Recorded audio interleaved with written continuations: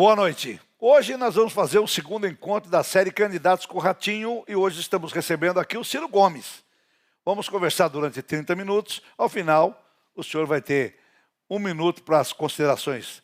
E a gente vai começar, eu não sei como é que eu te chamo, eu vou te chamar de governador, tá bom? Me chamo de Ciro, é mais seguro. Tá bom, vou chamar de Ciro. Bom, senão eu vou chamar de Vossa Excelência, deputado e tal. Muito bem. Ciro, quero fazer uma pergunta que aqui, na verdade, não é eu não fico cutucando nenhum candidato, não. Eu só pergunto o que tem que perguntar, porque para não... tá do lado daquele, tá do lado daquele outro, não tem esse negócio aqui. O programa é porque o meu programa é um programa muito popular e o povo quer saber o que o novo presidente vai fazer para ele. É isso que o povo quer saber. Por que o senhor quer ser presidente? Porque eu quero mudar a história do Brasil. Nós estamos hoje na mais grave crise social e econômica da história. Isso não é palavra, exagero nenhum. Se você tomar, por exemplo, no mundo do trabalho, 70 de cada 100 brasileiros ou estão no desalento, desistiram de procurar emprego, ou estão desempregados, 10 milhões mais 5 daquele, ou estão empurrados para a mais selvagem informalidade, que é assim, uma jornada de semanal, enquanto a lei manda o trabalhador trabalhar 44 horas, nosso povo está trabalhando 60, 70 horas, sem o dia do domingo ou do sábado para ir ao templo e à igreja rezar, sem férias, sem 13º, sem licença maternidade, e mais grave, que me aperta o coração. Nós estamos mandando para o futuro, daqui 15, 20 anos, 50 milhões de pessoas sem nenhuma proteção previdenciária. Quando você olha pelo lado das empresas, 6 milhões de empresas estão no Serasa, na antessala de quebrar. Então, por onde você olhar o Brasil, 2 milhões de mulheres, Ratinho, fizeram a mamografia, 3 anos para cá, acharam um nódulo no seio e não estão tendo condição de fazer a punção para saber se aquilo é maligno ou benigno. Só que aí a diferença é da vida ou da morte, porque feito o diagnóstico precoce do câncer de mama das mulheres, 100% de cura. Então, e não se justifica, o país é um país extraordinariamente rico, um país que tem todas as condições físicas e humanas para mudar completamente. O que atrapalha o país? A política. A política que aceitou, se vendeu, vamos ter clareza, se vendeu para um sistema econômico que montou o governo como uma máquina de triturar gente, de transferir renda de quem produz e de quem trabalha para o sistema financeiro. E isso também tem número. O Brasil tem 4 dos 10 bancos mais lucrativos do mundo, sendo uma economia que está parada de crescer há 11 anos. 3 de Bolsonaro, 8 de PT. Para você ver que aqui o problema não é Chico, Maria ou Manel, o problema é que os dois, Lula e Bolsonaro, representam o mesmo modelo econômico e, pior, o mesmo modelo de governança política. O senhor coloca como alternativa para reconciliar a nação. No momento que o Brasil está muito polarizado, ainda existe espaço para a terceira via nessa eleição? Muito apertado. Muito apertado. Mas veja, eu tenho muita experiência, muita serenidade, e eu sei o tamanho do buraco que está aí. Por isso eu só quero ser presidente se for para mudar. E aí o que eu estou fazendo? Eu me mantenho limpo. São 40 anos de vida pública, nunca fui processado, nunca fui acusado de corrupção, nenhuma vez na vida, nem para ser absolvido, e apresenta ao povo brasileiro uma proposta. Vou deixar para você aqui na noite de insônia. Aqui tem o diagnóstico, como um bom médico faz, e diz como resolver o problema. Do endividamento das famílias, do endividamento das empresas, como é que eu vou resolver a questão dos 5 milhões de empregos em 2 anos. Está tudo bem desenhado aqui, porque eu sou muito experiente, governador, prefeito, enfim, ministro, etc. E eu estou fazendo o quê? Eu não estou candidato porque é fácil. Eu estou candidato porque é necessário, porque lamento, mas é o único candidato que propõe concretamente mudar. Muito bem. Porque deixa eu só completar com uma frase. Por que, minha irmã, mudar? Porque, veja, há 3 anos e meio atrás, você, brasileiro, indignado com o mais devastador escândalo de corrupção e com a mais grave crise econômica da história do Brasil, votou no Bolsonaro. 70% do povo de São Paulo, do Sul, do Rio Grande do Sul, de Minas Gerais, em números redondos. Porque o Lula produziu mesmo a mais devastadora crise econômica e a mais devastadora percepção correta de corrupção e ladroeira. Será que é razoável? Eu peço a Deus que ilumine a minha palavra para tocar o coração do nosso povo. Será que é razoável agora a gente, decepcionado com o Bolsonaro, votar no Lula que produziu essa tragédia? Isso é a ciência da tragédia que eu preciso desarmar essa bomba. O senhor acha que o time do Lula vai voltar inteiro com ele? Se quem duvidar é só olhar. Hoje o Lula fez uma reunião em que estava a turma do ultra-esquerda brasileira, do PSOL, ultra-esquerda brasileira, isso eu não estou condenando não, junto com o Meirelles. Desse mato aí não sai cachorro, isso é um brutal conchavo sob o ponto de vista do modelo econômico. Ou seja, botar o PSOL para defender a autonomia do Banco Central, que o Bolsonaro colocou, é a grande fraude que permite que eu diga que está se construindo a maior fraude eleitoral. Mas e o modelo econômico? Meu irmão, o Lula foi bater na cadeia. Foi bater na cadeia por quê? Porque ele loteou o governo com bandidos da corrupção do Brasil. E sabe com quem ele está hoje? Com os mesmos. Quer ver, irmão? Procure saber. Gedel Vieira Lima, na Bahia, indicou o vice do PT. O Gedel é aquele do apartamento? É o dos 51 milhões de reais nas malas. O Lula está com ele hoje. O Eunício Oliveira, 1 bilhão de reais de contrato sem licitação na Petrobras, que o Lula foi parar na cadeia por causa desse tipo de coisa. Indicou o vice-governador do PT no Ceará. Percebe? Renan Calheiros, com Sérgio Machado, com Romero Jucá, está tudo junto, a mesma turma. O Lula não aprendeu rigorosamente nada. E isso é a ciência. Eu quero, pelo menos, vou lutar, estou animado, acho que Deus pode me ajudar a iluminar o povo brasileiro, mas se eu não tiver êxito, eu vou dizer, meu filho, eu não me vendi. Eu não ensinei para você que roubar vale a pena, que o crime compensa. Cara, uma pergunta que todo mundo faz para a gente, quando a gente fala de Ciro Gomes em boteco, eu vou muito em boteco, não é novidade para ninguém. Inveja. Sou chegado de um boteco. E a gente fala, como é que... Valeu, Jandar do Sul. Jandar do Sul, vou lá também. Então, eu quando começo a conversar com os amigos no boteco, eles me falam, como é que o Ciro vai resolver o problema desse povo que está enforcado aí, devendo, que você fala que vai tirar todo mundo da... Olha, isso é muito simples. Digo a você, vai conseguir sob o penhor da minha... nós Mas é muito simples. Do Serasa, é muito simples. O que é que a gente faz? Hoje, vamos pegar aqui um exemplo prático. Um camarada está pendurado no crediário da Casa Bahia, ou enrolado no cartão de crédito, ou enrolado nas contas de água, de luz, de telefone, etc. Quando isso acontece, começa a girar uma traquitana que o caba fez um crediário de R$400 para comprar um micro-ondas, falhou com a prestação, de repente ele tinha pago 200, está devendo 1.200. Juro sobre juro. É muita coisa. É uma esculhambação. Isso atinge 66 milhões e 600 mil pessoas. Então, qual é a ideia? A ideia é chamar a Casa Bahia. Você tem aí R$1 bilhão humilhando o povo, ligando que vai tomar o celular, vai tomar o micro-ondas. Você não vai receber nada disso, porque o nosso povo não tem renda para isso, não tem como fazer, perdeu o emprego, já deu os números. Quer receber alguma coisa? Me dê um desconto. Lá no Ceará nós conseguimos desconto de 90%, mas quem duvidar entra na internet, leilão do Serasa. Você vai lá encontrar 70%, 90% é moleza. O que eu estudei? A dívida média do brasileiro é R$4.000. Se eu desconto 90%, 9 vezes 4,36, eu fico R$1.400 de dívida. Qual é o problema? Quando eu acabo de conseguir o desconto, o cidadão não tem os 1.400 para pagar. O que eu vou fazer? Pegar o Banco do Brasil e a Caixa Econômica, financiar esses R$1.400 com um jurozinho sadio e tal, mas a prestação em 40 meses fica R$35. Junto 5 pessoas para um avalizar o outro, e faço um curso de educação financeira para o caba não cair de novo na mesma coisa e meto uma lei. Por isso é que a banqueirada quer ver o Satanás e não quer me ver na presidência do Brasil. Os banqueiros não gostam de você? Não é no pessoal, é porque eles sabem que eu vou acabar a mamata. Meu irmão, deixa eu te dizer, nos últimos 12 meses, o Brasil, o Tesouro Nacional, tirou do cofre do povo brasileiro 500 bilhões de reais para pagar juro. E juro tem que ser pago, porque o governo endividou-se demais. Mas eu sou o único que tem uma proposta para consertar as contas do governo. Vamos voltar lá no camarada que está devendo. Então eu financio. Quem vai pagar 1.400? Quem vai pagar é o próprio cidadão. Não vou dar dinheiro para ninguém, não.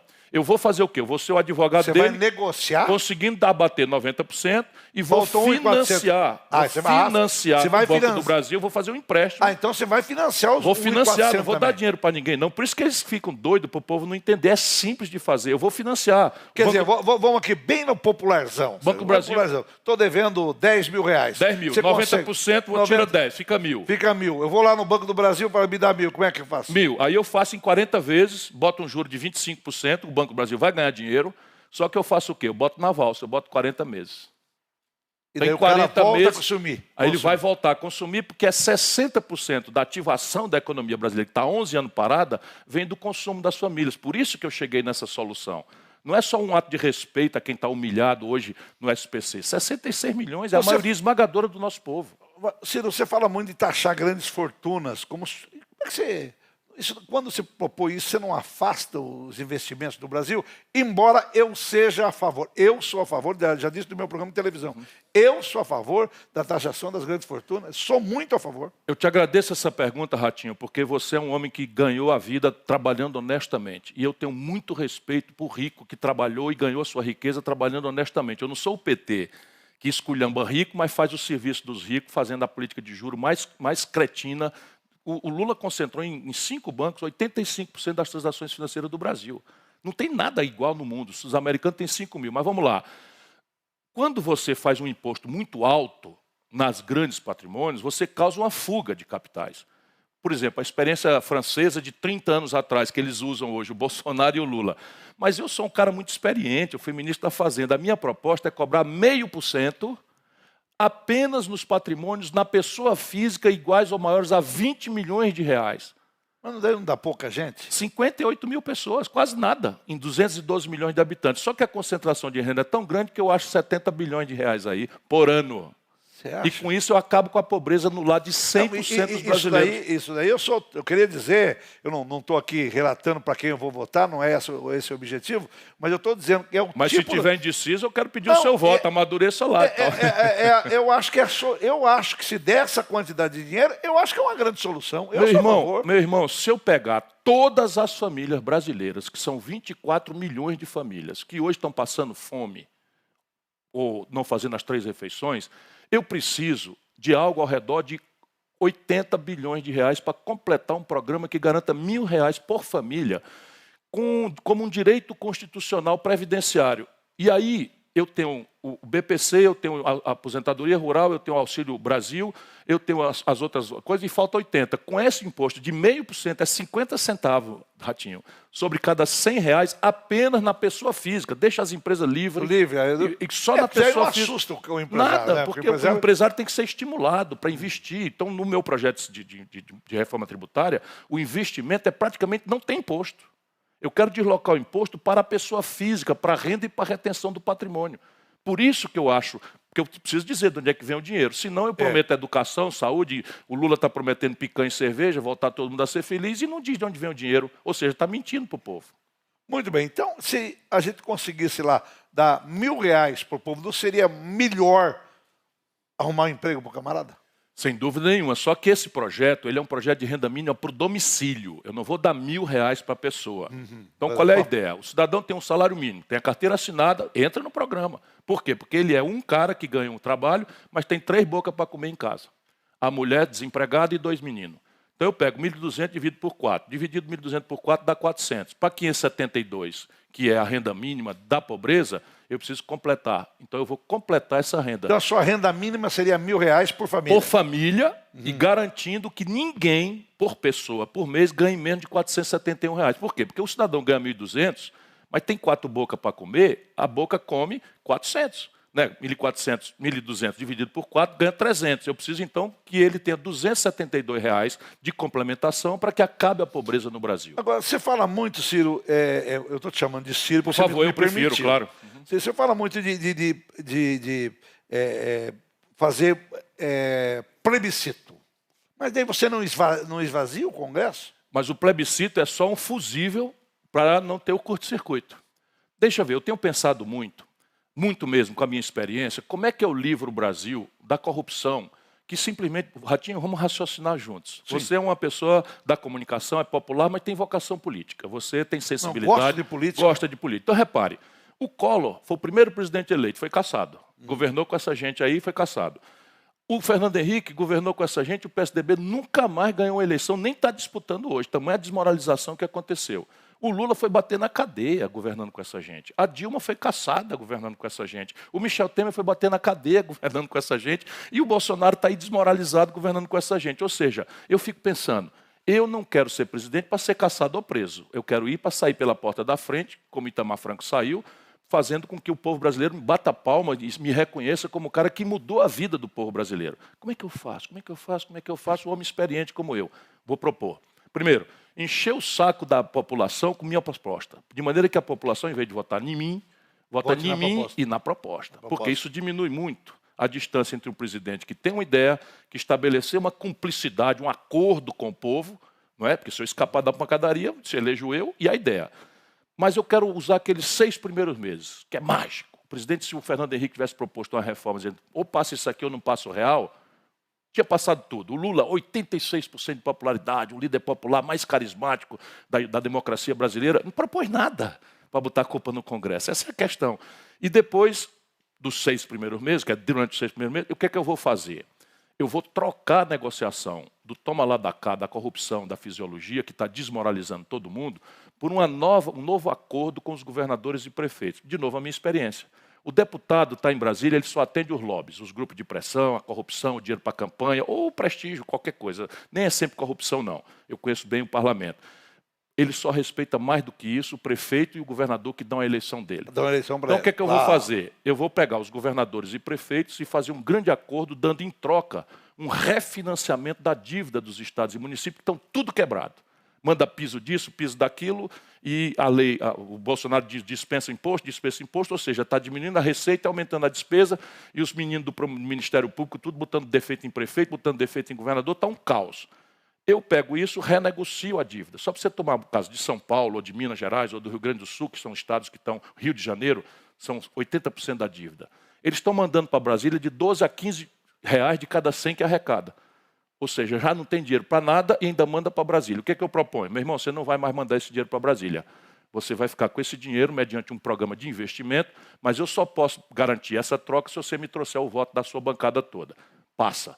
Agora é que persistiu o impasse, deu curto-circuito, negociou, propôs e tal, e ainda assim persistiu o impasse, com autorização da maioria simples do Congresso, eu mando isso a voto popular direto. Aí eu não me vendo mais e encerro a crise política que está matando a democracia no Brasil. Muito bem. É muito difícil lidar com o Centrão. Você tem essa experiência de lidar com o Centrão, que dizem que é uma bancada muito difícil? Conheço todo mundo, fui colega deles. Fui colega, fui ministro, manejei, fui governador e tal. Veja, o que aconteceu? Quem ensinou isso aos políticos foi o MDB. Então, o MDB, no passado, era um enorme partido que não tinha responsabilidade nenhuma e que não apresentava nem candidato a presidente para exigir e chantagear. Essa pedaceira de PP, PL, não sei o que, aprendeu isso, se juntaram e fizeram uma espécie de sindicato do Dow desce, do sindicato do Dow morre. Isso só acontece com um presidente que não tem moral, que não tem autoridade. Por quê? Quando você chega lá querendo a reeleição e com o filho enrolado, sabe, em confusão, em corrupção e tal, você fica apavorado com o CPI e quer sua reeleição. Aí vende a alma. Eu chego lá o seguinte, vida limpa, não tem filho ladrão, nem respondeu. Os dois que estão aí liderando têm filhos acusados de coisas graves, de corrupção. Eu chego limpo, não tenho nada, nenhum processo de coisa nenhuma, nem tenho filho enrolado em coisa nenhuma e nem jamais vou ter. E eu não quero a reeleição. Eu vou trocar a minha própria reeleição, vou acabar com isso em troca da reforma que o país precisa. Portanto, eu não estou na mão deles.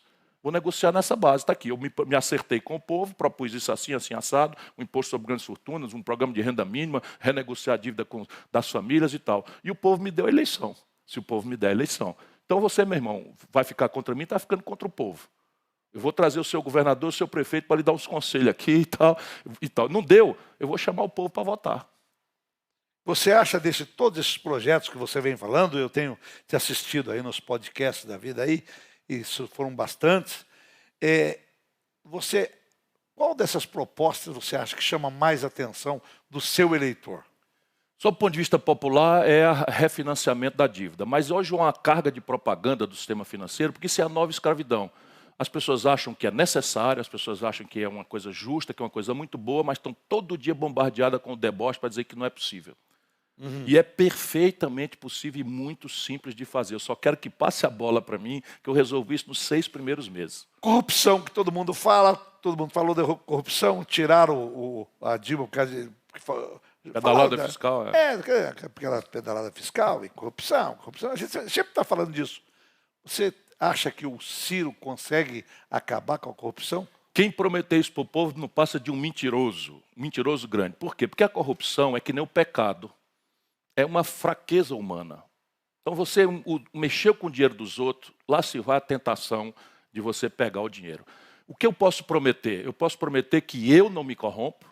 E eu digo, como assim? Eu já tenho 42 anos de vida pública. Se eu quisesse me corromper, já tinha acontecido no passado. Eu fui prefeito da 5ª capital do Brasil, governador do 8º estado brasileiro, ministro da Fazenda, a canetona do Tesouro Nacional estava na minha mão. Nunca respondi por nenhuma acusação injusta, quanto mais justa. Mesmo. Nunca, nenhuma vez na vida, nunca. Pode pesquisar à vontade. Então, a primeira providência é o exemplo. Se o de cima não rouba, ele não tem que passar a mão nem passar pano para ninguém de baixo que rouba. Segundo, nós temos que mudar as instituições que previnam a corrupção. E você tem 1 milhão de coisas para fazer. Hoje em dia, Ratinho, até a questão do crime organizado. Você tem uma ferramentaria tecnológica com algoritmos em que você rastreia o dinheiro, mas, rapaz, é quase como se você estivesse vendo o fato acontecer, o que a eletrônica, a tecnologia pode permitir de fazer. E o Brasil tem um governo analógico, tudo no papel, justamente para permitir a venda de dificuldade, quer dizer, a criação de dificuldade para vender facilidade. Por exemplo, vamos dar um exemplo do Rio de Janeiro, que ninguém consegue consertar aquela briga, e sobe polícia, dá tiro, e aquilo. Você tem uma ideia para o Rio de Janeiro? Eu tenho uma ideia para o Brasil. Deixa eu explicar para você que tem uma sensibilidade muito grande. Hoje, as periferias do Brasil não estão mais sob controle do Estado brasileiro, nem das nossas autoridades. Comento isso com grande tristeza, mas hoje quem dá as cartas de forma terrorista na periferia do Brasil são as facções criminosas. No Rio, com o agravante de ter uma disputa de facção criminosa com milícia, que também já está começando a se espalhar. E isso aconteceu nos últimos 25 anos. Conversa fiada, de esquerda, não sei o que, papapá e tal. Ninguém mudou uma linha para enfrentar isso. Mas o pior, Ratinho, deixa eu dizer para o nosso povo, o pior é que neste período que explodiu a violência e o terror e se organizaram essas poderosas facções criminosas, o orçamento da União para a segurança pública não variou de 30 centavos a cada 100 reais do orçamento. Isso mesmo que eu estou dizendo para você. Explodiu o problema da violência e hoje o Brasil gasta 0,33%, 1/3 do orçamento em segurança pública.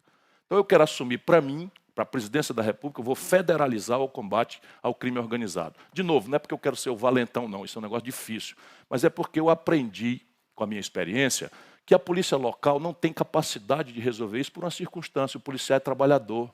E por ser trabalhador, ele e a família dele moram na periferia.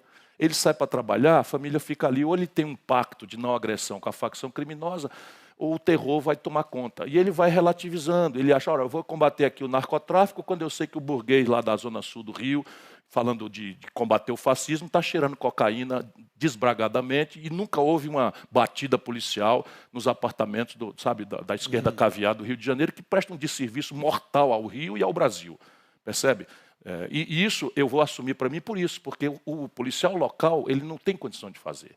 Mas em vez de ser aparato, subir com o exército, tudo isso é mentira. A experiência internacional mostra que o que você faz é tecnologia, inteligência policial, reconhecimento facial, siga o rastro do dinheiro, muda a legislação para expropriar o patrimônio no ponto da lavagem de dinheiro e isto resolve o problema. E aí quando prender cirurgicamente o chefe, corta a cabeça, leva para um presídio federal, muda a legislação, proíbe a comunicação do chefão com a sua base, mesmo e especialmente, ao que meus colegas vão achar ruim, com os advogados. Você não pode deixar um chefão do crime organizado estabelecer comunicação confidencial. Nós temos que mudar a legislação. Ok, pode ser protegida, fica lá gravado, sem ninguém devassar, mas não é possível mais fazer o enfrentamento do crime organizado sem inovar tecnologicamente, com inteligência policial e com uma mudança na legislação e uma mudança no orçamento. Reforma tributária. Você vai conseguir fazer com esse Congresso a reforma tributária? Está escritinho aqui todo o processo. Veja, o Congresso brasileiro tem muitos defeitos. Reforma tributária, para quem não sabe, é quando tem que baixar para todo mundo pagar menos imposto. Eu tenho dito, Ratinho, que no Brasil, PT, Bolsonaro, eles fazem uma denúncia de... Você é da esquerda ou você é direita? O meu projeto é de centro-esquerda. O centro é o seguinte, apoiar quem produz e quem trabalha. Eu já me cansei muito de conversa mole. No Brasil, até esse termo de esquerda foi roubado pelo PT. Que, aliás, o PT, se você deixar, bate sua carteira, virou uma organização criminosa. Tem umas exceções? Tem. Mas, infelizmente, é duro de eu dizer isso, e é por isso que eu me afastei para nunca mais chegar perto dessa gente, porque o mal que o Lula tem feito ao Brasil é muito extenso. Eu acabei cortando seu raciocínio. Não. Então, veja, o que está errado em Brasília, não está errado porque tinha um manual de fazer certo e os caras são tão safados e sádicos que vão lá e fazem tudo errado só para machucar a gente. Não é. É que o sistema tributário brasileiro transformou o nosso país no paraíso fiscal dos super ricos. E como o Estado está inchando, a dívida pública explodiu, o buraco da Previdência explodiu, os impostos estão aumentando o tempo todo. Mas aumenta onde? Aumenta nas costas do povo, que nem sequer tem tido o direito de saber. Então, uma dona de casa que está nos ouvindo, lá na periferia de Caucá, em Fortaleza, não é? Essa dona de casa, quando faz uma ligação no pré-pago, 40% da conta é imposto. E o super rico, quando bota no bolso R$1 bilhão de lucros e dividendos que recebeu da Petrobras, bota no bolso, não paga nenhum centavo de imposto. O IPTU da cidade de São Paulo, por mês, arrecada o imposto territorial rural da grande fazenda mais competitiva do agronegócio do mundo, com meu apoio e admiração, paga por ano. Então você tem que fazer o quê? Você tem que simplificar o modelo tributário, diminuir os impostos sobre o povão e transferir a carga tributária, que já é muito alta, ou seja, você tem que diminuir aqui para transferir para o super rico. O imposto sobre grandes fortunas, o imposto mais progressivo sobre o imposto de renda. No Brasil é o seguinte, o cara ganhou 2 salários mínimos, começa a pagar imposto de renda. E aí um futebolista, a minha mulher não gosta que eu fale futebolista, mas eu quero um jogador de futebol famoso, ganha 1.700.000 de salário por mês, paga 27,5%. O seu câmera aqui ganha 12 mil, 10 mil, 8 mil, se fosse, né? Paga 27,5% também. Não está direito. Eu fiz quando eu fui ministro da Fazenda. Não estou falando nada. E o mundo inteiro faz. Está tudo escritinho aqui. Por que nunca ninguém fez? Vou explicar. Porque hoje os estados estão quebrados. Eu já falei aqui antes, vou dizer agora por esse outro ângulo. E o sistema de imposto mais perverso do Brasil é o que se cobra sobre o consumo. E a substância dele é o ICMS. Então, o que acontece? Lá o Ratinho, o governador que está fazendo um belo trabalho do Paraná. Ele tem lá uma indústria. Quando esse produto industrial do Paraná é vendido no Ceará, o camarada paga o imposto lá e o imposto vem com crédito na origem aonde foi produzido. Ora, 42% da produção industrial do Brasil, quando isso foi montado, era em São Paulo. E São Paulo está com a linha na orelha. O resto, dá 80%, é Minas, Rio Grande do Sul e Rio de Janeiro. Então, 80% da indústria brasileira estão nesses 4 estados.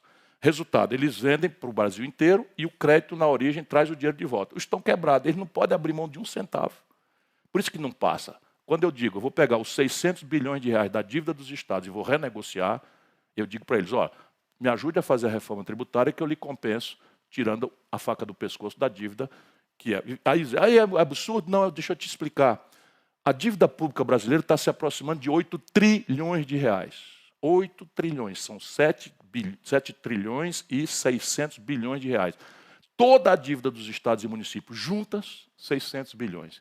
E eu não estou falando de perdoar, estou falando de renegociar, botar isso para vencer daqui a 10 anos, para descomprimir a finança dos estados e viabilizar o apoio dos governadores e prefeitos para não vender a presidência da República por ladrões do Centrão ou seus sucessores.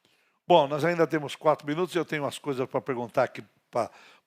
Eu queria perguntar da saúde. Se alguém perguntar, vai melhorar a saúde se você for presidente? O que você me responde? Vai, desde que eu tenha 2 coisas. Uma, eu revogo o teto de gastos, porque o Brasil gasta 1/8 do que a Inglaterra. Está todo mundo prestando atenção no enterro da rainha? O sistema inglês lá é parecido com o Brasil. E lá eles gastam 8 vezes por cabeça o que o Brasil gasta com o SUS. O que nós estamos fazendo aqui é um verdadeiro milagre. O nome desse milagre é servidor público. São os governadores que estão compensando o buraco da conta, são os prefeitos que estão compensando o buraco da conta, só que eles estão já no limite de não poder fazer. Então eu preciso aumentar o financiamento. Mas eu não posso aumentar o financiamento em cima de um sistema que tem problemas gerenciais, problemas de gestão gravíssimos. Então eu quero reestruturar toda a gestão. E aqui eu tenho muita vivência, porque eu nem boto no meu currículo, mas eu fui secretário de saúde do Ceará. A ideia básica é o seguinte, é que você tenha cada pessoa com um prontuário eletrônico na unidade básica de saúde. E eu preciso fazer o seguinte, eu organizo o Brasil em 150 unidades de saúde, porque eu não posso fazer uma tomografia, uma ressonância em cada lugar. Então eu vou pegar o Paraná, dividir 700 mil habitantes aqui, 700 mil habitantes aqui. Sim. Cada lugar desse você vai ter um hospital regional, vai ter um tomógrafo, a policlínica, etc. Isso já funciona no Ceará. Nós já fizemos isso, regionalizamos hospitais terciários de alta sofisticação, temos policlínicas universalmente acessíveis para fazer exame com especialista. E a urgência que eu quero me comprometer é que nos 100 primeiros dias eu vou fazer um grande mutirão de cirurgias eletivas. Eu não admito dormir com a ideia de que uma mulher tem um nódulo no seio e não consegue fazer a punção, e isso pode ser a diferença de vida ou da morte. Mas tem muita cirurgia de catarata. 1 minuto para você terminar e dar um abraço para o... Mais 1 minuto e pouquinho? Tá bom. Bom, então vamos bater um papo que deixa eu Bom, você fez um bom trabalho como governador também na educação. Da educação, fala 1 minuto da educação. 87 das 100 melhores escolas públicas do Brasil, dado quentinho, que saiu anteontem do IDEB, estão no Ceará, um estado muito pobre. Ou seja, se você tiver compromisso verdadeiro, e essa gente já teve oportunidade, a educação brasileira está num dos piores lugares do mundo no PISA. Percebe? E isso, de novo, é financiamento? Mas é retreinamento do professor, trocar o jeito de ensinar, ao invés desse decoreba que os alunos não têm a menor graça em tempos de internet, de óculos de realidade virtual, fazer uma escola, sabe, emancipadora, que prepare o profissional do mundo digital. Eu não sei como é que está o tempo, Ratinho, mas eu quero te agradecer muito, e ao SBT, essa oportunidade. Porque o meu grande problema é falar para o povão. Tudo que não presta no Brasil hoje está acontecendo e o sistema está empurrando para o povo escolher entre coisa ruim ou coisa pior. E o Einstein dizia que a ciência da insanidade é você repetir as mesmas coisas e esperar resultado diferente. O que eu estou pedindo? Uma oportunidade. Você tem uma eleição em 2 turnos. Ora, meu irmão, se você acha que eu tenho boas propostas, quer conhecer melhor, me dá um voto agora. Me dá oportunidade. No segundo turno, se eu não estiver lá, como eles não ganha, não ganha. Ora, quem ganha ou não ganha é quem você decidir. Você não está vendo que estão tomando até a sua liberdade de votar? Me dá uma oportunidade. E aí eu faço história, eu mudo o Brasil. Mais 1 minuto você tem ainda. Opa, que coisa linda. Não, deixa eu te falar. Olha, o Brasil tem tudo. Nós temos o maior estoque de terras férteis por ocupar do mundo. Nós temos a província mineral mais rica do mundo, petróleo a não contar. Todo ano aumenta 20%, 30% a capacidade do Brasil de explorar. O Brasil tem água potável. O Brasil, cheguei da Amazônia, a biodiversidade mais enriquecedora do mundo. E o Brasil foi a economia que mais cresceu na história do planeta Terra, e esse meu livro mostra isso, entre 1930 e 80. De repente, em 80, a gente para crescer de 7% para 2,5%, e agora crescemos 0%. Ora, se o céu abençoado pelo Cruzeiro do Sul da nossa tradição cristã é o mesmo, o chão é o mesmo e o povo é o mesmo, por que a gente não cresce? É a política, meu irmão, está na sua mão mudar. Olha, eu queria te agradecer muito por estar aqui. Amanhã nós temos a candidata Tebet e no dia 22, é 22? Quinta-feira, o ex-presidente Lula vai estar presente aqui. Carlos Massa, muito obrigado a você, Um abraço, nosso querido Ratinho.